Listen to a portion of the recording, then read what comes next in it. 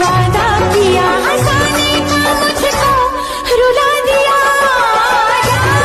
सजना तुझको ऐसी है तेरी बेवफाई ओ यारा जान पे मेरी बन नहीं करी परेशान अब ही बानी हम नादान से चढ़ी जानी फान लागे ले ही कोई हुस्न के जज्बों ने मेरा होश उड़ा डाला मुझे रांझा बना डाला मुझे योगी बना डाला हो गन्ना बेच के चुमा ले हम बैसाख में देबू चाहे 1 लाख में चाहे चीनी हमारी